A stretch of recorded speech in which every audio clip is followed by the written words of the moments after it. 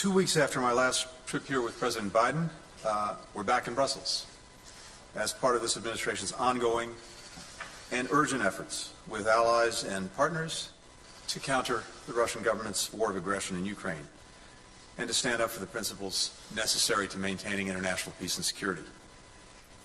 Together, we are sustaining and building on our support for Ukraine. Security, humanitarian, economic. Together, we're sustaining and building on pressure on the Kremlin and its enablers, including with unprecedented sanctions. Together, we're bolstering the defense of NATO itself, including by hardening our eastern flank. Just over the past 48 hours, I've had an opportunity to meet with my NATO counterparts.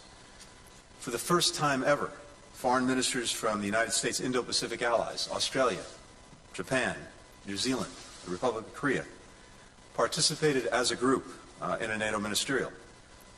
Ministers from Georgia, from Finland, from Sweden, and Ukraine also took part, as did the European Union's High Representative for Foreign Affairs and Security Policy, Joseph Borrell. In addition, I met with my counterparts from the G7, the world's leading democratic economies. The participation of all of these allies and partners highlights the remarkably broad coalition of countries from around the world that are united in standing with Ukraine and against the Russian government's aggression. Countries that recognize Moscow isn't just attacking one country, but the entire international rules-based order.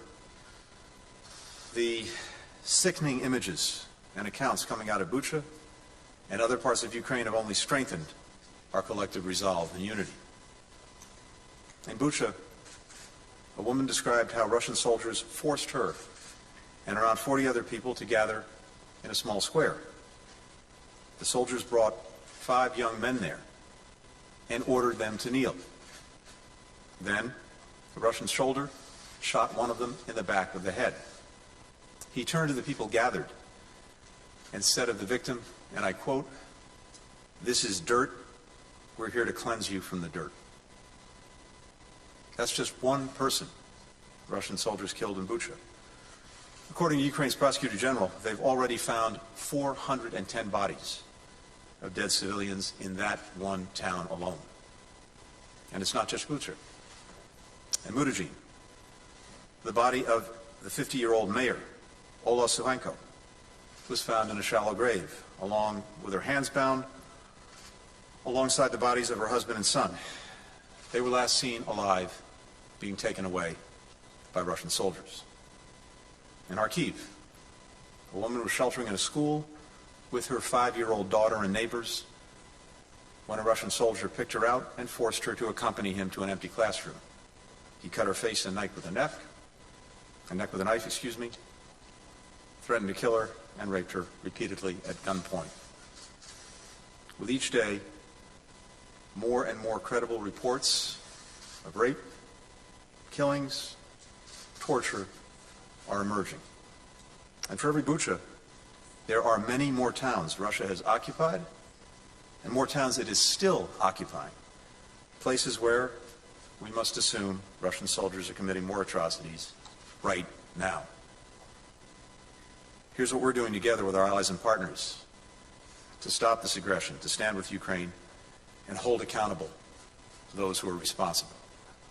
First, we continue to work in close coordination with allies and partners to raise the costs on the Russian government for its aggression.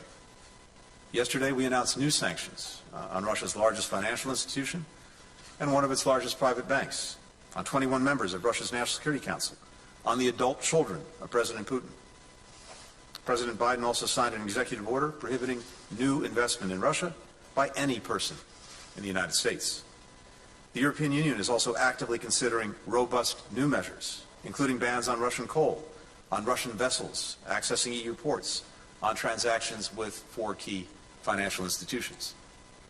Second, the United States continues to work at an unprecedented pace to help Ukraine defend itself.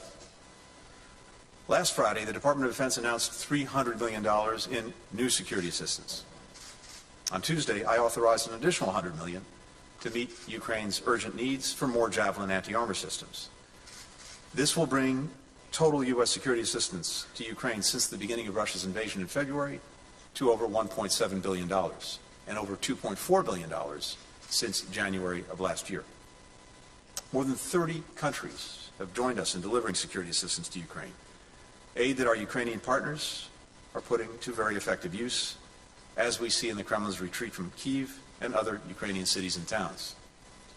Today, I met again with my colleague and friend Dmytro Kuleba, Ukraine's foreign minister, to discuss how we can continue to provide Ukraine's courageous defenders with what they need to keep pushing Russia back. Third, we continue to provide significant aid to address the acute humanitarian crisis caused by the Kremlin's war. More than a quarter of Ukraine's population, over 11 million people, have been displaced. That's roughly equal to displacing the entire population of Belgium, the country we're in now, in the space of 6 weeks.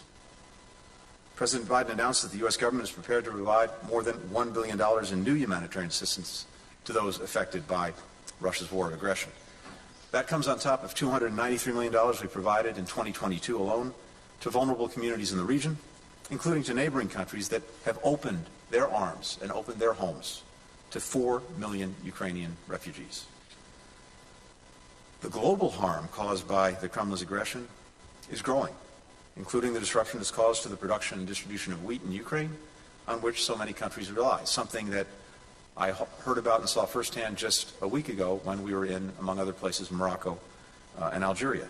In Africa, where a quarter of the population is now facing a food security crisis, Russia's war of choice has raised the costs of basic staples, worsening the hardship that people were already feeling.